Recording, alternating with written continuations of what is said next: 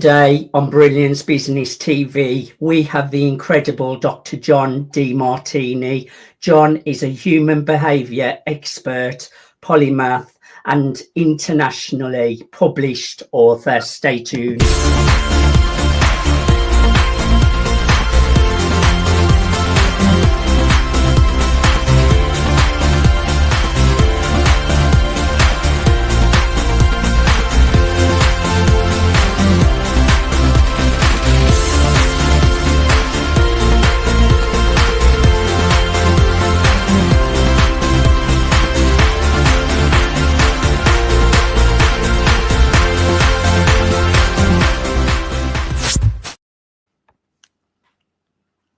Welcome to Brilliance Business TV, conversations with leading experts in business. I am your host, Mark Stephen Pooler, and I am joined with my incredible co-host, Dr. Rhonda M. Wood. We are streaming live on Facebook, Twitter, Instagram, LinkedIn. We're on the E360 TV network. We're on Business Innovators Radio Network, USA Global Radio and Television Network, and we're also on mspnewsglobal.com and many more as well. Welcome, Dr. Rhonda. Are you looking forward to a conversation with Dr. John Demartini? Oh, absolutely, Mark. First of all, I'm so excited to be here. Thank you again for the opportunity to co-host. And yeah, I'm really excited because, this is definitely one of the topics that are very near and dear to my heart. So I'm ready to dive in.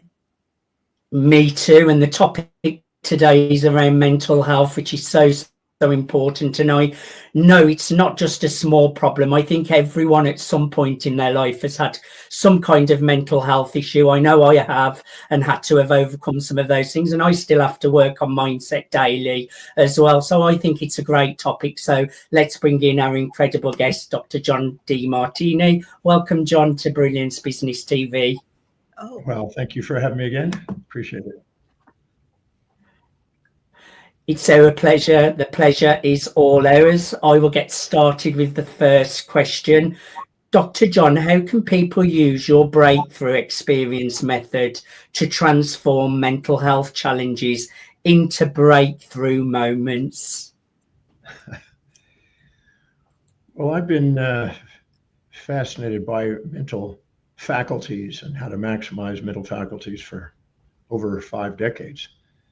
The breakthrough experience is one of my signature programs that are designed to assist people in taking their perceived apparent chaos and discovering the missing information so they can awaken a hidden order and see life on the way, not in the way.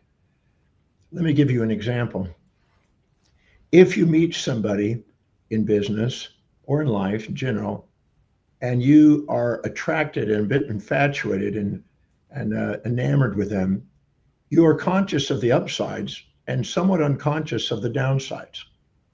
And so that unconscious is missing information. Now, a day, a week, a month, or a year later, you will discover those downsides if you hang out with them. They'll show themselves, like in all relationships. But you were fooled initially by being unconscious of some of the downsides. So too, you can meet somebody that you initially meet and you could resent them and dislike them and want to avoid them and be conscious of the downsides, not conscious of the upsides. And again, a day, a week, a month, a year, you may discover that these people are very amazing people and contribute to your life. So instead of waiting for the wisdom of the ages with the aging process, why not ask quality questions to become conscious of what you overlooked and center yourself and balance it, which changes the excitation inhibition ratios in the brain, stabilizes the mental and emotional faculties, and allows you to be present instead of having intrusive thoughts. And when you're infatuated or resentful, they occupy space and time in your mind and distract you. In fact, they have difficulty sleeping at night if they're extreme. So by stabilizing it and asking questions that bring balance to the perception and awaken information that you overlooked, you're able to see the hidden order in the apparent chaos and stabilize yourself mentally and emotionally and physically and be more present and intrinsically driven instead of extrinsically evoked by stimuli that are imbalanced. That makes perfect sense to me. I think we all at some point have either idolized someone or seen them as a villain. And I think it's about having the balance right, knowing that we all have the traits. And I know you've done a lot of research on that as well, that the traits reside within everyone. And I think as well, that does create a lot of issues with mental health when you are having those imbalanced perceptions as well. So a great point there. Dr. Rhonda, over to you. Yes, excellent point. Dr. Demartini, you often teach that life is perfectly balanced and that every challenge comes with an equal and opposite gift. So when it comes to mental health, this perspective can obviously be completely life-changing, right? So Dr. Demartini, can you share what sort of universal laws help people to see both the gift and the challenge in their mental health struggles? Well, there was a book in 1932 by Walter Cannon called Wisdom of the Body. And in there, as did Claude Bernard, demonstrate that there's an internal homeostatic mechanism inside the psyche and soma. In other words, in our brain, we take perturbing, evoking stimuli on the outside that perturb the balance and then return them back to the balance through homeostatic, through a negative feedback system.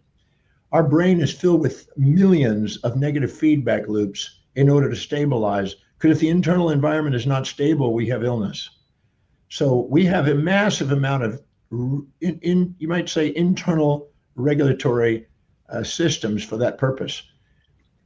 If we hold on to conscious perturbations and misperceptions of our environment, this strains the normal homeostatic mechanism. And I always say that the quality of your life is based on the quality of the questions you ask. If you ask questions which make you conscious of things you overlooked and ask the question that balances out the misperception, let's say you think you've had a trauma. Well, actually, the event that you labeled a trauma is an event. It's just an event.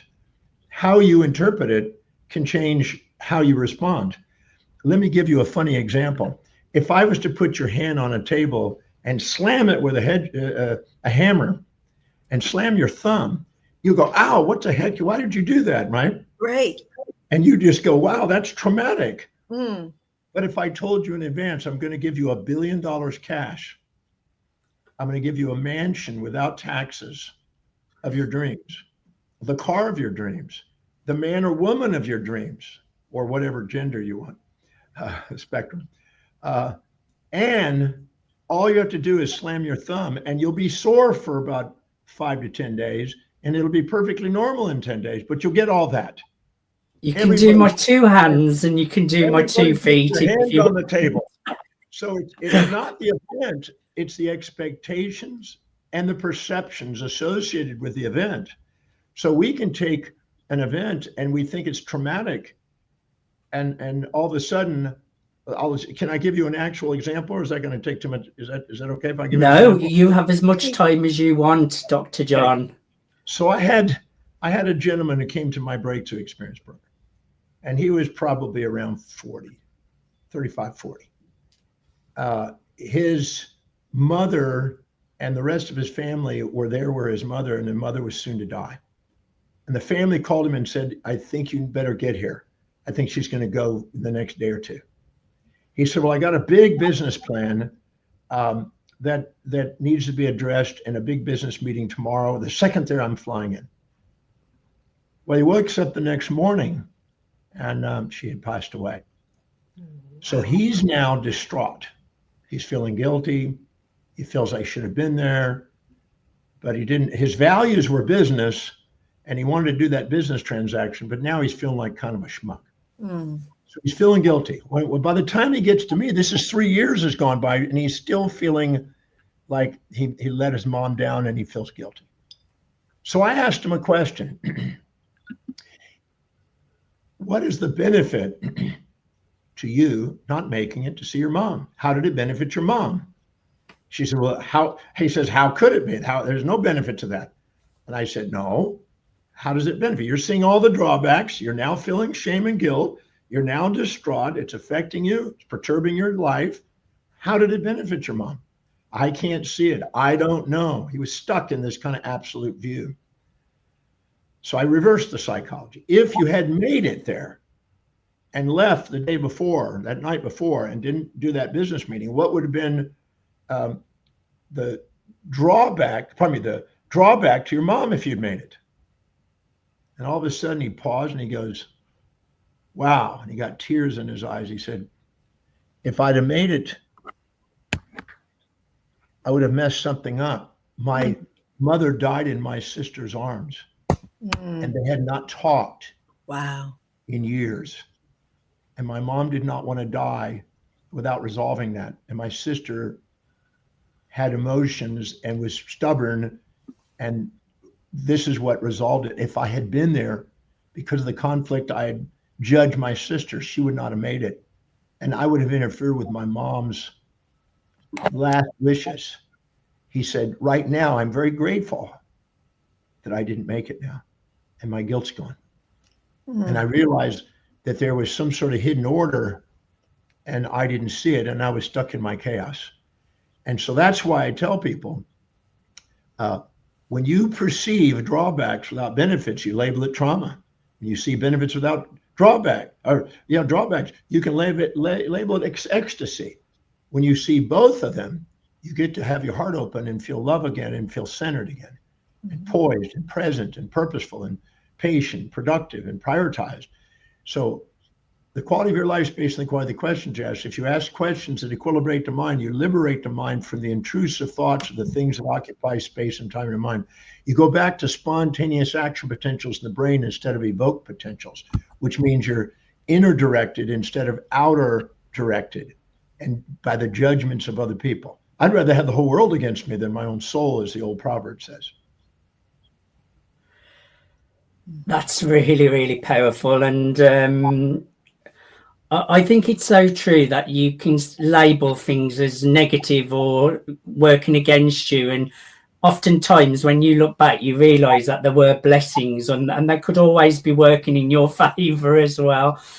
So I think I'm taking from that about asking the question, because even I can tend to do that sometimes, maybe look at the negative side of things. So maybe asking myself, what is the benefit to me from this, and what's the positive side? I think that's really, really powerful, John.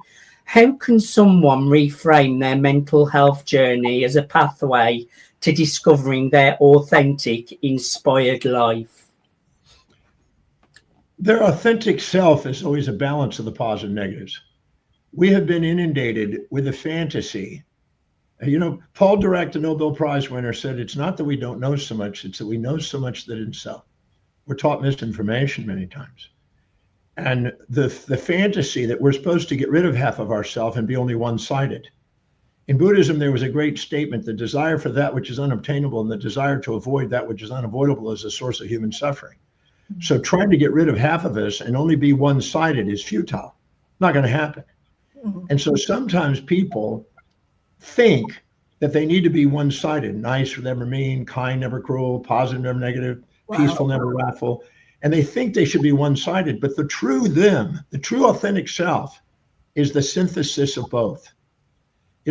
Imagine going into a relationship and you're saying, you have an expectation. I need you to be never nice, never mean; kind, never cruel; positive, never negative; happy, never sad; joy, never sorrow; giving, never taking. And you expect them to be one-sided. Then they're not going to be able to do that. There's no human being can do it. You won't stay in a relationship very long if you have that delusion.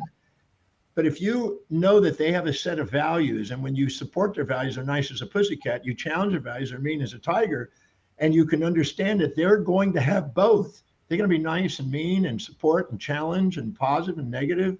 And if you can look in the mirror and realize that's you and embrace all of you, you can have your authentic self. Otherwise, you're going to put on a facade. You're going to repress the other side. It's going to draw in somebody to make you express it and explode it, to try to balance it out. And so if you really want to have a stable being and be authentic, which people want to be loved for who they are, and that's what it's about. You got to embrace all of you. And that's why I tell people, whatever you see in others, look within, you have it too. It's an old proverb from Romans 2:1, that whatever you judge in others, look within, because you haven't done the same thing.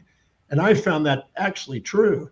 So I don't waste myself trying to get rid of half of myself in order to love myself. I embrace all of me, the hero, the villain, the saint, the sinner, the positive, the negative, the giver, the taker.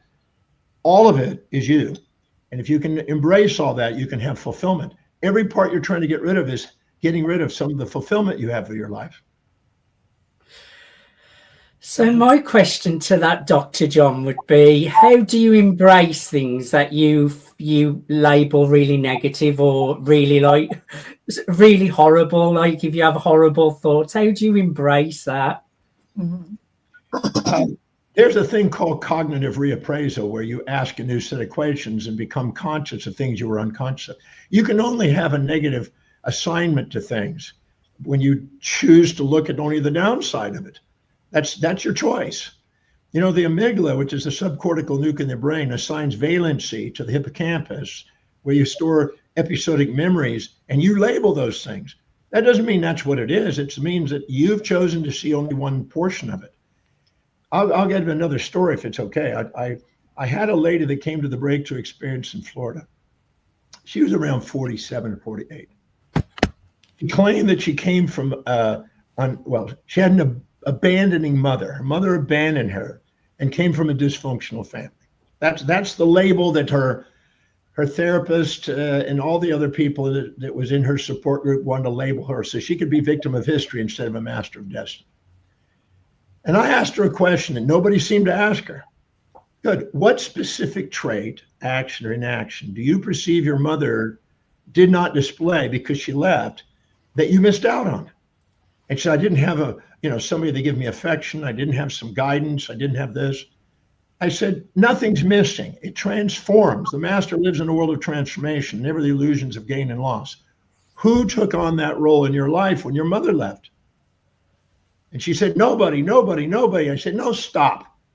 You didn't even attempt to look. You told me nobody within a half a second. Look, wow. Who took on that role?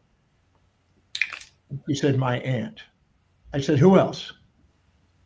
My grandmother. Who else? My best friend's mom. Who else? Another best friend, mom. Who else?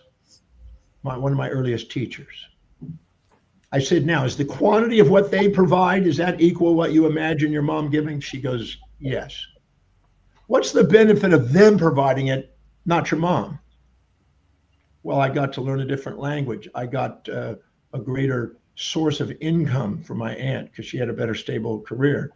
I did really well in some of my classes. I got opportunities to travel because of my friends. They invite me to come and be part of their family because they knew my mom wasn't there. I said, now, what would have been the drawback if your mom had given you those behaviors? She never asked that question. She created a fantasy and painted an unrealistic expectation on how her mom should be, ought to be, supposed to be, instead of actually what it would have been. What would have been if your mom had been there? And she paused. She got teary-eyed. And she goes, wow, all of a sudden something's coming up that my aunt said when I was 4. I said, what is it? She cried. She said, my mom put me in a bath and walked away and forgot me. I almost drowned and I got scalded and kind of burned. Not severe, but I got burned. When my mother found me and found the mess, she decided that because she had bipolar condition, that she was unsafe and unworthy of taking care of her child, and gave it to her aunt to raise, and stayed away because she didn't want her daughter to have to be impacted by her. She didn't abandon her. She loved her enough to give her an opportunity that she couldn't provide. When she heard that now, as a 47-8-year-old woman, she overlooked it at 4 because she didn't want to believe it. She wanted to hold on to her fantasy. When she got that, she started crying and she goes, my mother didn't abandon me. She loved me to give me an opportunity that only a mother like that could give. And all of a sudden, her self-image swapped from being an abandoned person and now hanging out with low socioeconomic individuals that felt she was only worthy of, who used to kind of do things that you wouldn't want to hear about. She's now reframed herself, shifted her whole perspective, decided to write a book on reframing your life. Her self-image changed, her weight dropped, her looks, the way she dressed, everything changed. And she believed that she wanted to do something amazing with her life because of her mom, not in spite of it. It changed because of a reframing. The quality of your life is based on the quality of the question, Jess. Quality questions make you conscious of things you overlooked and were unconscious of. If all of a sudden you become conscious of both sides, as Wilhelm Wundt, the father of experimental psychology, said, if you can see both sides simultaneously, when the excitatory and inhibition ratio in the brain are simultaneous, you now have an awakened mind where you're poised and grateful and feel love and are inspired and spontaneously act on something that's meaningful. So the quality of your life is that. And that's all of my work, how to ask people questions to make them cognizant of what they've overlooked, to be able to see the hidden order in the apparent chaos so they can see life on the way, not in the way, and unburden themselves of the weight of gravity and radiate themselves in a state of more of an enlightened awareness. Wow. So powerful. I think, yeah, having those questions of not just looking at the positive, looking at the negative. And if you're looking at something really positive and really excited about it, also putting the balance back so that you've got that balance there. I'm going to remember to keep that balance. I think it's really, really important. Otherwise, I'm going to say you land on Mars today. I want you to smash both my hands and my feet and give me a house and $1 billion. Yes. Dr. Rhonda, do you want to ask Dr. John a question? Yes, absolutely. So Dr. Demartini, thank you so much just for your wisdom and just your perspectives on things. They're very enlightening. And I wanted to ask you, I know there are a lot of people who are facing ongoing stressors, and I know you talked a little bit about trauma, and in terms of mental health, I know there's a lot of people who maybe even silently, battle depression and anxiety and things of that nature and are looking for that inner peace and joy. And so I know that gratitude is something that you emphasize often as a powerful transformative force. And so how can someone use the power of gratitude, even in the middle of what they're going through, in the middle of these types of struggles, to reframe their mental health journey and find that inner and greater meaning that they're searching for? Well, that's a great question. There's two types of gratitude. A superficial gratitude when things are supporting what you want, and you're going, thank you, thank you, thank you, thank you. Mm-hmm.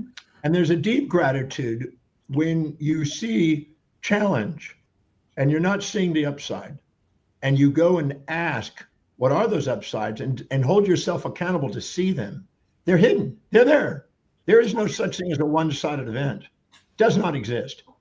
People want to blame things and want to run the story, and they want to be victims of history, planning their lives around this illusion. This happened to me.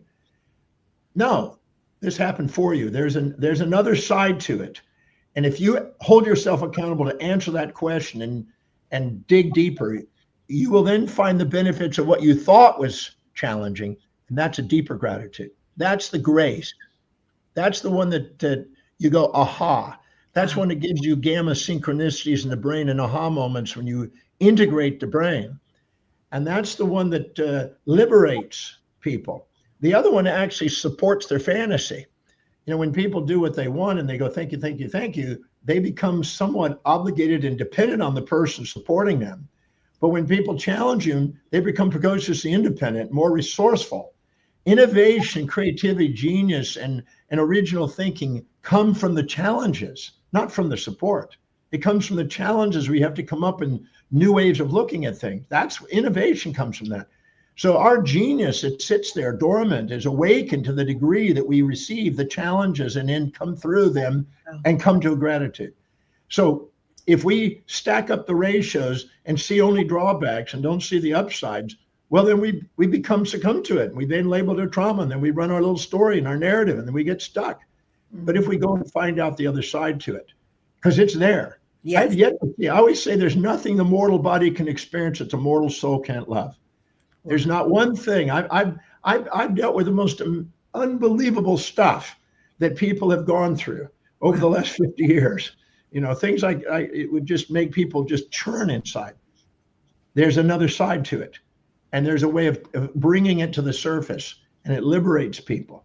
And they have, we have control over our perception, decisions, and actions in life. That's it. That's our true. sensory neurons, our inner neurons, our motor neurons.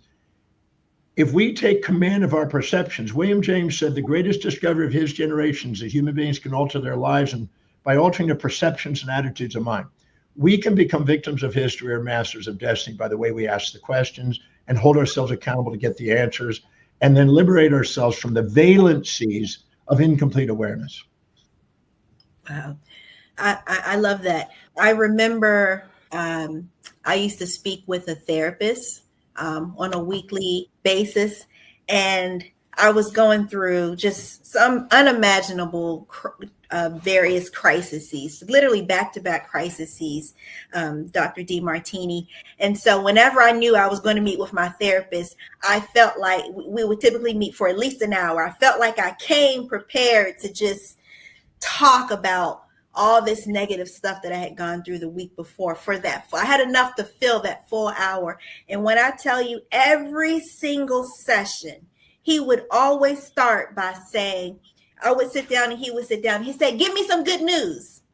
And I'd be like, but I'm not prepared to share any good news. I'm not prepared to say anything positive. I came ready with all of this negativity for you to help me. He said, I need you to give me some good news. And he did that every single session. And it got to the point where I realized two things. One is, no matter what you're going through, no matter what you have experienced, to your point, there is always some good in there somewhere. There is it's about perspective, as you said. There's always When I was 7, just turning 7, 6 going on 7, I was in first grade. And I had a first grade teacher named Mrs. McLaughlin. And she was probably 70 something years old at the time. Wow. And I started that's when you start to read, right? You learn how to read. Yes. A big book sits there and they have a pointer and you learn how to say different syllables and stuff. And no matter what happened, I wasn't getting it. I couldn't pronounce the words or the letters or the phrase, the syllables. I wasn't getting any meaning. I had dyslexia. It wasn't working. I went to a speech pathologist when I was 1.5 years old and had learning problems. The teacher took me from normal reading to remedial reading, and then realized I wasn't going to be able to read, and stuck me with a dunce cap on with a guy named Dalrymple. We would face the window, and she said, well, when you decide to come and are willing to read, then you'll come back out in the class. No matter what, I wasn't able to do it. So she gathered my mom and dad and brought it into a little reading circle at her class for a little meeting. And she said to my parents, she says, I'm afraid your son has learning difficulties and disabilities. I'm afraid he's never going to be able to read. He's never going to be able to write. He's never going to be able to communicate effectively, probably won't go very far in life or amount to anything. Wow. That's what I was told in first grade. Wow. This is awful. I ended up only making it through school by asking smart kids questions. I'm known for my questions today because of it. Now, that worked until I was around 12. I was able to kind of get by and kind of be the clown of the class and dodge it and figure out a way of getting through until I moved to Richmond, Texas when I was 12. And there were no smart kids. We lived in a real low socioeconomic area in the kind of the farming community. There was no smart kids. So I dropped out. When I turned 13, I left home and that was the end of it. Wow. I wasn't going to do that. And was just under the belief that I would never be able to read, write, communicate, and amount of thing, never go very far in life. But I was pretty good on standing on a surfboard. I tried that at the beach. So I became a surfer.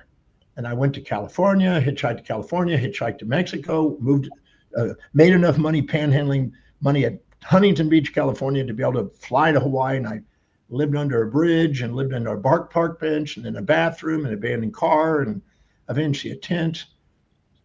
And then I ended up nearly dying at 17. Wow. Surfing.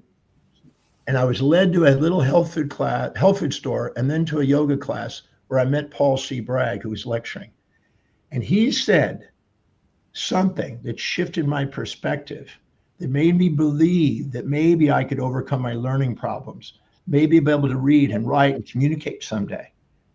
That night when I met him was the first time in my life I thought maybe I could become intelligent. Well, guess what? 53 years later, coming this November, I learned how to read. 31,000 books now. I learned how to write, nearly 300 books. I learned how to communicate. Billions of people around the world, every possible medium. I just go very far in life. 21 million miles flying and about 1 million sailing. And I'm a mounting thing, 50 times financial independence. The very thing that was the crisis that I was told I would never be able to do was the catalyst in my life. So if people are sitting there wanting to run their story, a narrative about how they've been a victim of their history, stop. Ask the questions as your therapist did. How is this helping you fulfill something profound? How is this helping awaken your mission in life? How is this on the way, not in the way? How is this awakening to genius? I got to share one more story. I hope you don't mind. Sure, absolutely. So I had a boy that came to me. Go ahead. I'm just thinking of those questions in my head. I need to write them all down. I had this young boy come to me, and he had, again, dyslexia, and he was told the same thing, and learning disabilities, same thing. And when I got him, I was just thinking, this is my life. Here I am looking at myself. And his parents are concerned, and they've got labels by therapists and labels by school specialists and everything else. And I said, you know how to go online on your phone and look up things on Google? And he goes, yeah. He said, bring something up. I said, I want you to look up celebrities and famous people that were dyslexic. Bring up the list. There are over 700 of them. And I said, make up the list. And we went through them. And anyone that he recognized that were famous, that he knew the name of, I said, just know you're in that category, buddy. And then anyone he didn't know, we went and looked up so he could see the people who had done amazing things. These are all amazing, accomplished people. I said, you're not the average. You're sitting in that category, buddy. This is not a problem. This is an opportunity for you to be one of the people that make a difference in the world and leave your mark in the world. So let's find out how we can use your skill and your talent, because whenever you have a door shut, there's a new window of opportunity with other talents you have in your life, creative talents that come from whatever there's a constriction on. So this is an opportunity. His whole frame of reference shifted from I'm dyslexic with a label to I'm dyslexic, I'm one of those people that leave the mark in the world, like Richard Branson, for instance. So as he went through there and he saw those names, some of them he recognized, some we looked up, he got to realize that he's in a special category of people that are here to do extraordinary things. And his perspective, his drive, his ambitions shifted in that meeting, that hour. And all that stuff that they had labeled and told him and put him in a box was shattered. And so sometimes we want to find a diagnosis and put them in a label and look at statistics and instead of see the opportunities. So I think it's very important to be able to ask the right questions and help people see the other side of the equation. I just think this is so powerful. I'm taking from it perception. It's so important, and I definitely feel like I could be asking more questions that you've been sharing, because I think instantly even just like having those kind of questions, it gets you thinking from worrying about a problem to put in your mind to, like, if it's something really negative, all of a sudden your mind's thinking of how this is serving you, how is it getting you towards your vision, how is this taking me to my purpose, what's the benefit towards this for me. So I think those questions can be so powerful, from just taking you from a mind of worry or judgment to really straight away you're asking questions where you're thinking, oh well, actually that's a positive, this is making me stronger, this is giving me more drive to even be a stronger person. So it's asking those questions, and straight away it's putting your mind in a different place of just being in a problem without seeking a solution. You know, Norman Vincent Peale said something when I was 18 in one of his books. He said, if you ever wake up without a problem, get on your hands and knees and pray for one, because you died. Wow. Oh, wow. Think about it. Just stop and think about this. Imagine if nobody out there in your listening land had a problem. You're out of business. Mm-mm. Everybody is in business because they're solving a problem, filling a need, helping reframe things. So that your whole business, and I'm not talking about you, but I mean all of us, our business depends on people's problems. Now here's what we haven't thought probably. Our life depends on ours. Just like our business life depends on other people's problems and solving it. And whoever can solve those problems more effectively gets more opportunities. So we don't want to shrink from problems. We want to go and solve the biggest problems.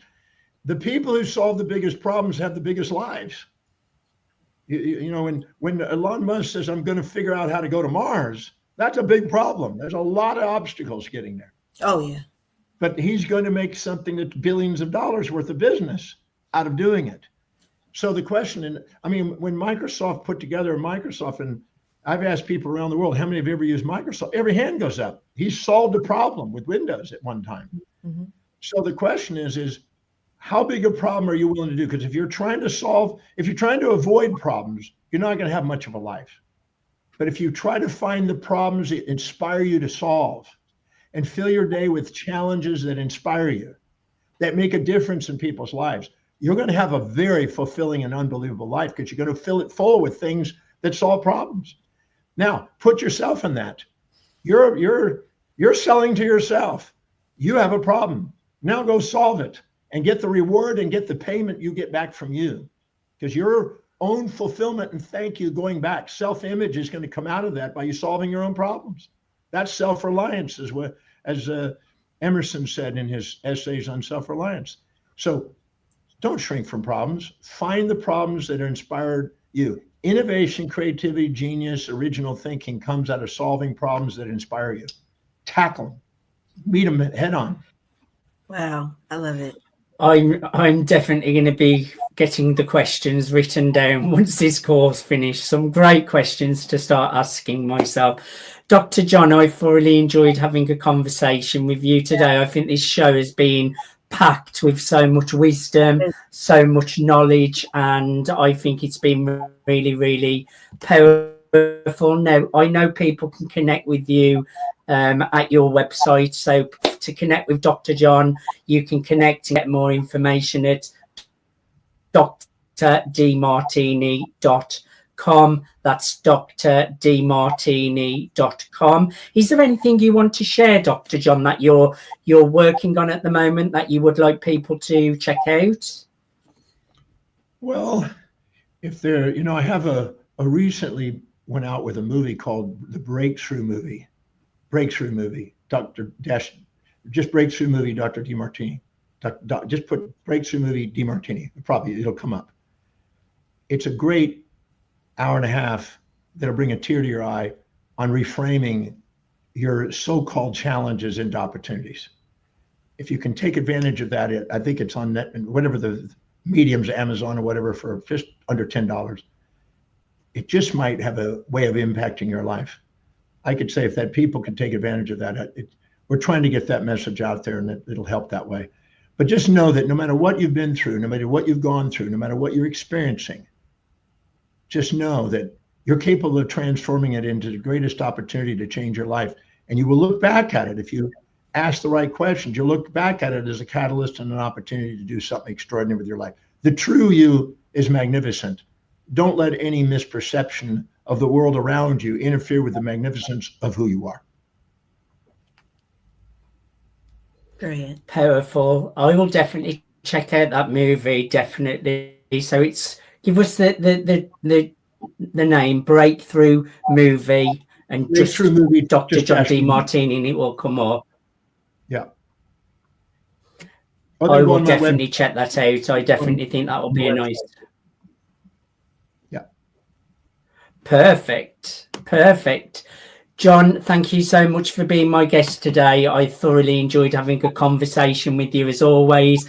We're doing a big collaboration in October for Mental Health Awareness Day with great people in the mental health and entrepreneurship industry. Dr. Rhonda, did you want to say anything before we close today?